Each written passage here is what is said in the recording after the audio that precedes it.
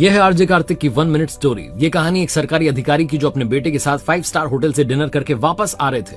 Car में जो बैठे हुए थे तो बच्चे को बता रहे थे, बेटा मैं इतना बड़ा ऑफिसर हूँ, ये हूँ वो हूँ। तभी उनकी कार को एक हवलदार ने रोक लिया।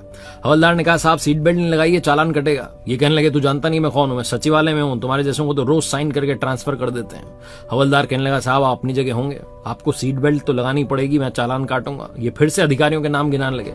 हवलदार ने कहा, ठीक है साहब चालान नहीं काटता, लेकिन सीट बेल्ट पहनो, उसके बाद ही जाने दूंगा।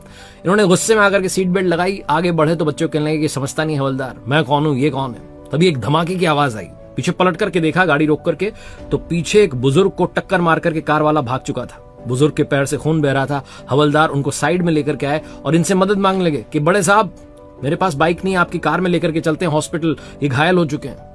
इन बड़े साहब ने अपने बेटे से कहा, बेटा चुप रहना, मैं 2 मिनट कुछ बोलने जा रहा हूं। और हवलदार से कहा, अरे मेरी माताजी बीमार है, मुझे घर जाना है, जल्दी में हूं। चुपचाप वहां से गाड़ी लेकर के निकल लिया, बहाना मार करके। बच्चा अंदर अंदर सोच रहा था कि पापा बड़े हैं कि हवलदार बड़ा है। अगली सुबह अखबार में हवलदार की फोटो छपी थी, जिसमें लिखा हुआ था कि हवलदार साहब शाबाश, आपने कमाल कर दिया। हवलदार 700 मीटर उन बुजुर्ग को अपने कंधे पर लेकर के हॉस्पिटल गए और उनकी जान बचाई। छोटा बच्चा सोचने लगा कि मेरे पापा ने वो काम नहीं किया जो उनके बड़े पद के हिसाब से करना चाहिए था। लाइफ में कितना भी पैसा कमा लो, अगर अंदर इंसानियत जिंदा नहीं है तो तुम इंसान नहीं हो।